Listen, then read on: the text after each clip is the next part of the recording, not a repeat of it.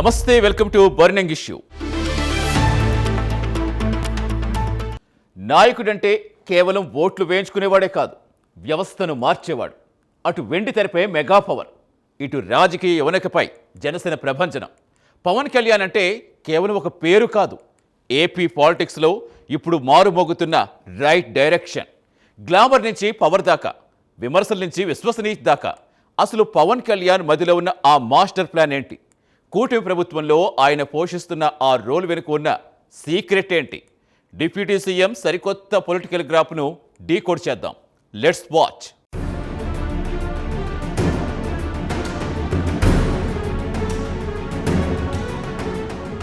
AP రాజకీయాల్లో Janasena party ఇప్పుడు ఒక కీలకమైన ట్రాన్సిషన్ ఫేజ్లో ఉంది. పార్టీ అధినేత పవన్ కళ్యాణ్ అడుగులు గమనిస్తాయి. ఆయన సంస్థాగత నిర్మాణాన్ని ఒక రైట్ డైరెక్షన్లో తీసుకువెళ్తున్నారని స్పష్టంగా అర్థమవుతోంది. పాతకాలపు పొలిటికల్ ట్రెడిషన్స్ను పక్కకు పెట్టి సరికొత్త సిస్టమ్ని పార్టీలో ఇంట్రడ్యూస్ చేస్తున్నారు. ఫ్యూచర్లో వచ్చే పొలిటికల్ ఛాలెంజెస్ని, మారుతున్న ఈక్వేషన్స్ను ఫేస్ చేయడానికి నాయకత్వాన్ని మెంటల్గా ప్రిపేర్ చేస్తున్నారు. కేవలం ఎలక్షన్ సమయంలోనే కాకుండా ఎల్లప్పుడూ పబ్లిక్తో కనెక్ట్ అయి ఉండేలా క్యాడర్ని మోటివేట్ చేస్తున్నారు. ఇది ఒక లాంగ్ టర్మ్ స్ట్రాటజీ అని, జనసేనను ఒక పటిష్టమైన వ్యవస్థగా మార్చేందుకు ఆయన వేస్తున్న బలమైన అడుగు అని రాజకీయ విశ్లేషకులు భావిస్తున్నారు.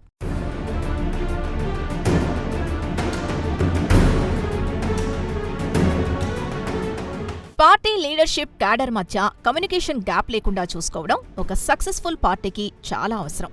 ఈ విషయాన్ని గ్రహించిన జనసేనాని లీడర్లు తమ ఫుల్ టైంని పాలిటిక్స్ పైనే ఫోకస్ చేయాలని స్పష్టమైన సంకేతాలు ఇస్తున్నారు. ఇందులో భాగంగా కోర్ కమిటీ నేతలతో వీక్లీ మీటింగ్స్, అలాగే ప్రతి నెల మొదటి వారంలో జిల్లా స్థాయి నాయకులతో రివ్యూస్ ఉండేలా పక్కా యాక్షన్ ప్లాన్ డిజైన్ చేశారు. ఈ రెగ్యులర్ ఇంటరాక్షన్స్ ద్వారా క్షేత్రస్థాయిలో పార్టీ పరిస్థితిని ఎప్పటికప్పుడు అసెస్ చేయడం సాధ్యమవుతుంది. పబ్లిక్ ఇష్యూస్ని ట్రాక్ చేస్తూ గవర్నమెంట్ ప్రోగ్రామ్స్ని ప్రజల్లోకి తీసుకెళ్లడానికి ఈ కంటిన్యూస్ రివ్యూస్ ఒక పర్ఫెక్ట్ ప్లాట్ఫామ్గా పనిచేస్తాయని పొలిటికల్ అబ్జర్వర్స్ విశ్లేషిస్తున్నారు.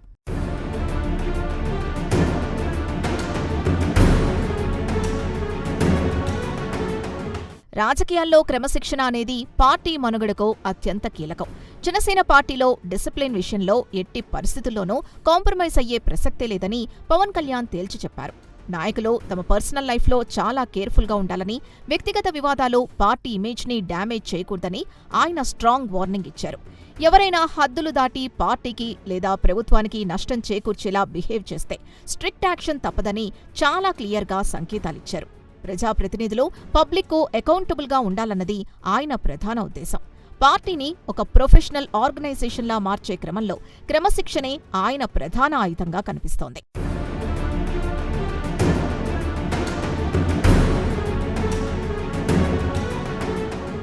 గోటితో పోయేదానికి గొడ్డలిదాకా ఎందుకు అన్న సామెత రాజకీయాలకు కూడా సరిగ్గా సరిపోతుంది. కూటమి ప్రభుత్వంలో ఉన్న ప్రారంభ దశలోనే చిన్న చిన్న సమస్యల్ని సామరస్యంగా సెటిల్ చేసుకోవడం చాలా ముఖ్యం. క్షేత్రస్థాయిలో అలయన్స్ పార్ట్నర్స్తో కానీ, పార్టీ ఇంటర్నల్ లీడర్ల మధ్య కానీ వచ్చే డిస్టర్బెన్స్ని పెద్దవి చేసి కాంట్రవర్సీలు క్రియేట్ చేయొద్దని పవన్ తన క్యాడర్కు స్పష్టం చేశారు. ఏదైనా ఇష్యూ వస్తే దాన్ని స్పాట్లోనే మ్యూచువల్ అండర్స్టాండింగ్తో సాల్వ్ చేసుకోవాలని గైడ్ లైన్స్ ఇచ్చారు. ఈ సెన్సిబుల్ అప్రోచ్ ద్వారా కూటమిలో ఎలాంటి భేదాభిప్రాయాలు రాకుండా జాగ్రత్త పడుతూ కన్స్ట్రక్టివ్ పాలిటిక్స్పై ఫోకస్ చేయాలన్న ఆయన ఆలోచన ఆచరణాత్మకంగా ఉందని నిపుణులు విశ్లేషిస్తున్నారు.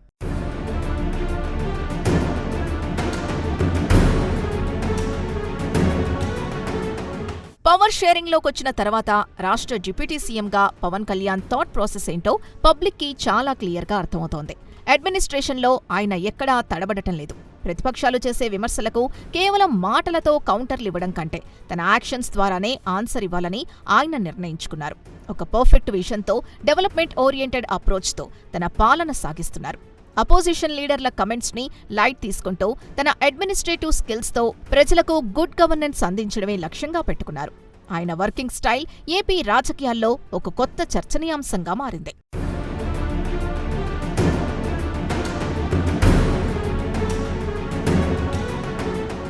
చూస్తారుగా, విమర్శలకు మాటలతో కాదు, చేతలతో సమాధానం చెప్పొచ్చని పవన్ కళ్యాణ్ నిరూపిస్తున్నారు.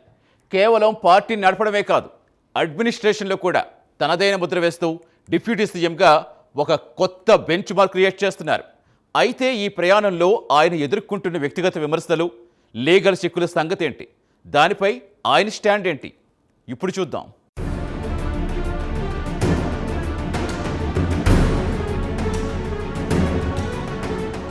సమకాలీన రాజకీయాల్లో దాపరికాలు లేకుండా ఫ్రాంక్గా మాట్లాడే లీడర్లు చాలా తక్కువ.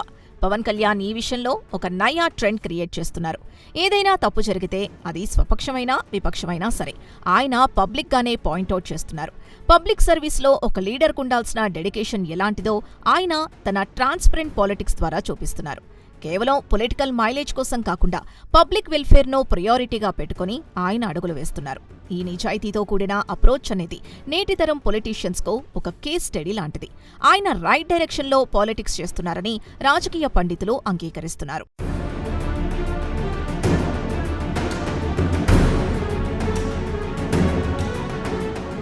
పాలిటిక్స్లో ఉన్నప్పుడు అపోజిషన్ నుంచి విమర్శలు రావడం కామన్. అయితే వాటిని డీల్ చేసే విధానంలోనే నాయకుడి మెచ్యూరిటీ కనిపిస్తుంది.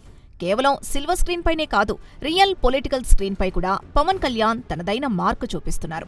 పనికిమాలిన విమర్శలకు రియాక్ట్ అవుతూ వాల్యుబుల్ టైం వేస్ట్ చేయకుండా తన కమిట్మెంట్తో ప్రత్యర్థుల నోళ్లు మూయిస్తున్నారు.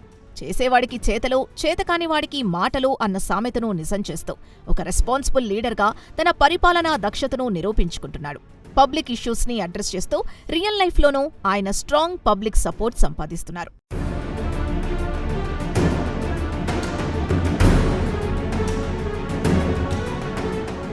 రీసెంట్ టైమ్స్లో జనసేన పార్టీ ఆర్గనైజేషనల్ గ్రాఫ్ చాలా పెరిగింది. ఈ గ్రోత్ కేవలం అధికారంలోకి రావడం వల్ల మాత్రమే రాలేదు. దీని వెనుక క్యాడర్ని ఆయన రైట్ డైరెక్షన్లో గైడ్ చేసిన విధానం ఉంది. వాపును చూసి బలం అనుకోవద్దు అన్న సామెతను ఆయన తరచూ క్యాడర్కి చెబుతున్నారు.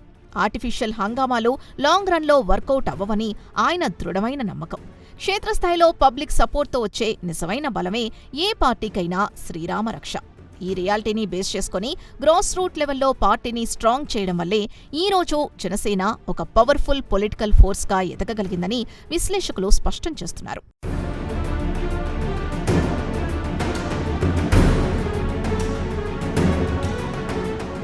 డిప్యూటీ సీఎంగా బాధ్యతలు నిర్వర్తిస్తూనే పవన్ కళ్యాణ్ సినిమాల్లో నటించడాన్ని సవాల్ చేస్తూ దాఖలైన పిటిషన్ని ఏపీ హైకోర్టు రీసెంట్గా కొట్టివేయడం ఒక కీలకమైన పరిణామం.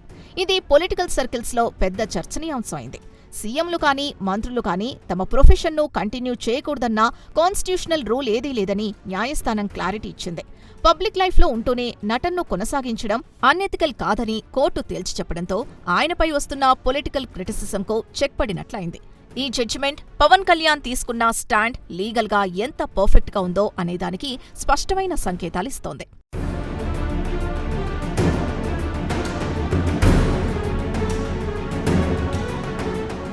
సాధారణంగా మన దేశంలో రాజకీయ నాయకులు అనగానే వేల కోట్ల బిజినెస్లు, ఇండస్ట్రీలో ఉన్నవాళ్లుగా ముద్రపడిపోయింది. కానీ పవన్ కళ్యాణ్ ఫైనాన్షియల్ బ్యాక్గ్రౌండ్ దీనికి కంప్లీట్ ఆపోజిట్. ఆయనకు సొంతంగా ఎలాంటి వ్యాపారాలు లేవు. కేవలం సినిమాల్లో తన యాక్టింగ్ ద్వారా వచ్చే రెమ్యునరేషన్నే ఆయన నమ్ముకున్నారు. అంతేకాదు ఆ కష్టార్జితాన్ని తన ఓన్ పర్పస్ కోసం కాకుండా పార్టీ నిర్మాణం కోసం, క్యాడర్ సంక్షేమం కోసం స్పెండ్ చేస్తూ ఉండడం ఆయన డెడికేషన్ను తెలియజేస్తోంది. పాలిటిక్స్ని ఒక ప్రాఫిట్ మేకింగ్ బిజినెస్లా చూడకుండా తన సొంత ఆదాయాన్ని పబ్లిక్ సర్వీస్ కోసం యూజ్ చేయడం అనేది పొలిటికల్ సిస్టంలో ఒక రేర్ ఎగ్జాంపుల్గా నిలుస్తోంది.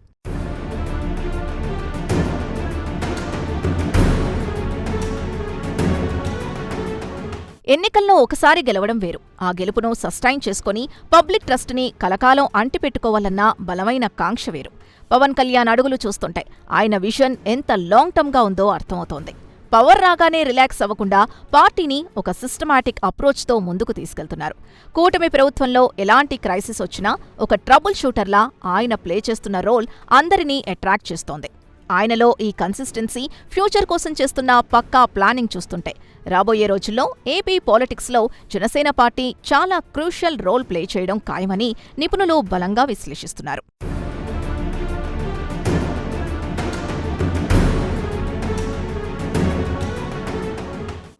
కేవలం అధికారం కోసం కాకుండా పబ్లిక్ ట్రస్ట్ను గెలవడం లక్ష్యంగా జనసేనాని అడుగులు పడుతున్నాయి. ఇప్పుడు రాష్ట్ర రాజకీయాలే కాదు, నేషనల్ లెవెల్లో కూడా పవన్ కళ్యాణ్ పేరు మారుమోగుతుంది. ఢిల్లీపేట నుంచి గల్లీ దాకా ఆయన సంపాదించుకున్న ఆ క్రెడిబిలిటీ వెనుక ఉన్న అసలు కారణాలేంటి?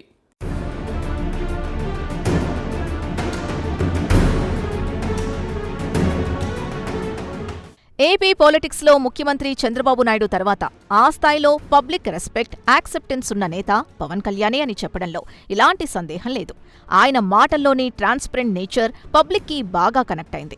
కులమతాలకు అతీతంగా ఆయన్ను అన్ని వర్గాల ప్రజలు ఓన్ చేసుకుంటున్నారు. పవర్లో ఉన్నా సరే ఎలాంటి ఈగో లేకుండా చాలా గ్రౌండెడ్గా ఉంటూ ప్రజల ప్రాబ్లమ్స్ వినడానికి ఆయనిస్తున్న ప్రియారిటీ ఆయన క్రెడిబిలిటీని పెంచింది.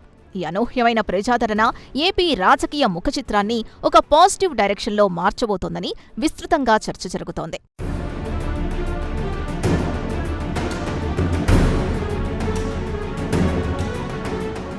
పవన్ కళ్యాణ్ పొలిటికల్ గ్రాఫ్ ఇప్పుడు కేవలం రాష్ట్ర స్థాయికే పరిమితం కాలేదు. నేషనల్ లెవెల్లో ఎన్డీఏ కూటమిలో ఆయన ఒక కీ ఫ్యాక్టర్గా ఎమర్జ్ అయ్యారు. ఏకంగా ప్రధానమంత్రి నరేంద్ర మోదీ సైతం పవన్ నాయకత్వాన్ని, ఆయన కమిట్మెంట్ను పబ్లిక్గా అప్రిషియేట్ చేయడం ఆయన కెరీర్కు బాగా కలిసొచ్చిన అంశం. దీపం ఉండగానే ఇల్లు చక్కబెట్టుకోవాలి అన్న సామెతలా కేంద్రంలో తనకున్న ఈ క్రేజ్ని అటు రాష్ట్ర అభివృద్ధికి ఫండ్స్ తీసుకురావడానికి ఆయన ఒక బ్రిడ్జ్లా చాలా తెలివిగా యూజ్ చేస్తున్నారు. సెంట్రల్ లీడర్షిప్తో ఆయనకున్న ఈ స్ట్రాంగ్ రిలేషన్స్ ఏపీ డెవలప్మెంట్కు చాలా ప్లస్ అవుతున్నాయని రాజకీయ వర్గాలు విశ్లేషిస్తున్నాయి.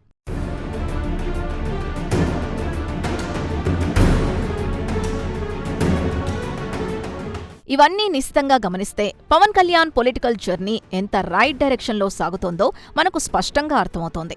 ఆయన క్రియేట్ చేసుకున్న ఈ పొలిటికల్ ఇమేజ్ ఆయన్ను కేవలం ఏపీకే కాదు, ఒక నేషనల్ ఫిగర్గా ప్రొజెక్ట్ చేస్తోంది. తనకంటూ ఒక స్పెషల్ మార్క్ క్రియేట్ చేసుకున్న ఆయన ఇప్పుడు సౌత్ ఇండియా పొలిటికల్ పవర్ స్టార్గా జాతీయ స్థాయిలో రాణిస్తున్నారు. ఎంటర్టైన్మెంట్ ఫీల్డ్ నుంచొచ్చి పాలిటిక్స్లో ఇంతటి ఇంపాక్ట్ క్రియేట్ చేయడం ఒక రేర్ అచీవ్మెంట్. ఇదే కన్సిస్టెన్సీతో ఆయన ముందుకు వెళితే రాబోయే రోజుల్లో దేశ రాజకీయాల్లో కూడా ఆయన ఒక డిసైడింగ్ అథారిటీగా మారే అవకాశాలు మెండుగా ఉన్నాయని యావత్ దేశం ఆసక్తిగా గమనిస్తోంది.